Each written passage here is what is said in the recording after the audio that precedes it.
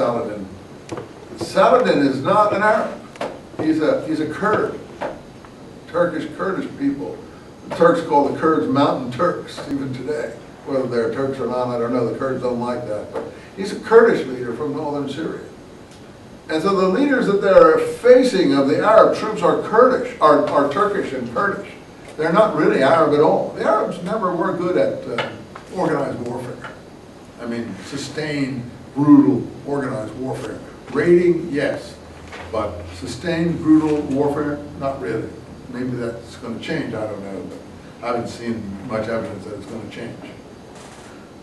They're too mercurial. They're too mercurial in their temperament to some extent. And that's I think a plus, not a minus. They don't like that kind of nasty sort of brutal trench warfare of the First World War, that sort of thing. So the Crusaders start to come in the late 1000s. 1099 is when the Crusaders take Jerusalem. So not only is Syria falling away, Turks coming in, even the Palestinian Syrian areas are getting under Christian control. And the only reason they're reconquered is because of these Turkish Kurdish military commanders who are able to, organize the resistance in a more effective way than the Abbasids can. The Abbasids don't even control this area anymore. It's all little principalities. So really, the Abbasids are only in Baghdad and the area around Baghdad, in what we call Iraq today. What about in Egypt? The Fatimids. Well, the Fatimids started out by making propaganda, as I told you, in North Africa, in Tunis, in the early 900s.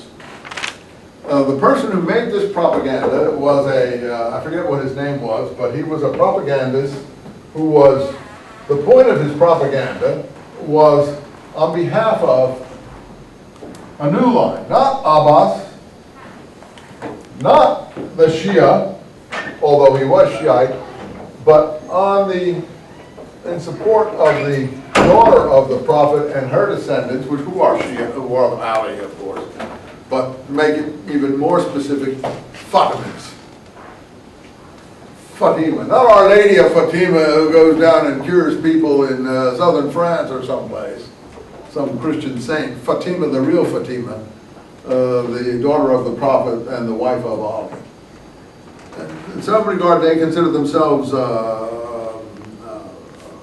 imams of some kind, but these are not 12 Imam Shiites of the kind you get in Persia or someplace.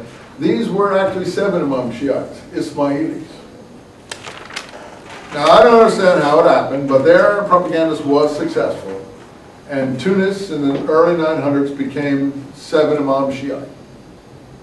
And then their armies marched eastward because they saw that the Abbasid Empire was collapsing, and they took Egypt, which is a huge, of course, achievement and plum for them, because it was considered at that time, as to some extent it still is, a very, very rich place.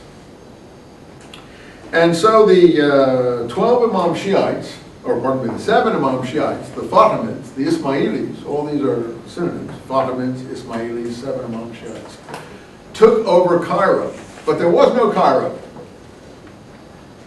There was no Cairo at that time. There was Alexandria, there was southern Egypt, there was a small town called, it was a camp city of Omar's period, called Al-Fustat. They glorified that, magnified that into Al-Kahir to celebrate their great victories, which is now in the west called Cairo. Indeed, Mark Twain grew up there, didn't he? In Cairo, Illinois. That's how far Cairo goes, but the point of the matter is, Cairo is a Western, what would you call it? Bastardization of Al-Kahir. And what's Al-Kahir mean? I told you, triumphant.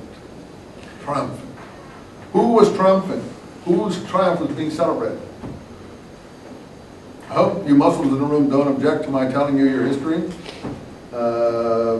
In fact, you see, some of us Westerners probably know as well or better than you do.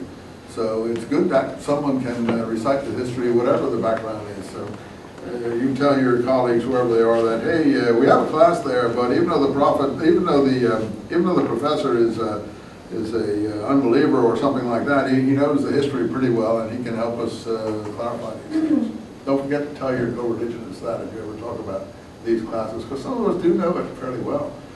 Actually, better than a lot of believers do. Not all believers, but a lot. So I mean, that's not such a bad thing. In any case, this Cairo then is a celebration of the Ismaili 7 Imam Shiite Fatimid victory over whatever was left of the Abbasid Caliph representatives there. So you get a new empire, as I told you, springing up in the 960s, 970s, and that goes on until the Crusades. And it's so, when are the Crusades? In the 1090s. Well, the Fatimids are not able to put up a good resistance a century and a half later to the Crusaders. That's why you have to have these other commanders come in from further afield in the 1100s. The First Crusade was very successful. It obliterated Jerusalem, if that's successful. The Crusaders massacred all the Muslims. Jerusalem was a bloodbath. They didn't even make any distinction between Jews and Muslims. They just killed everybody.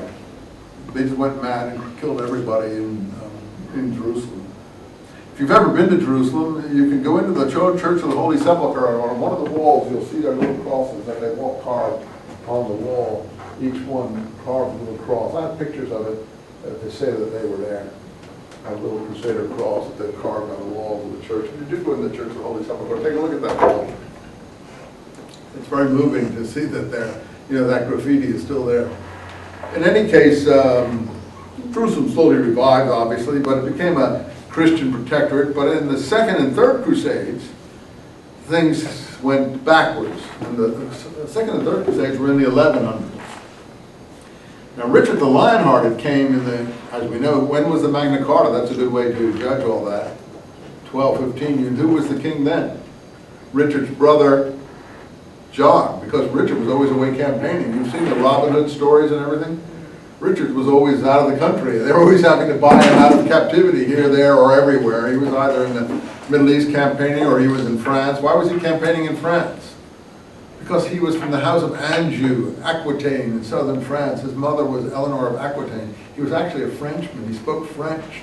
That's why his nickname is Coeur de Lion. Coeur de Lion, Lionhearted. Richard Coeur de Lion.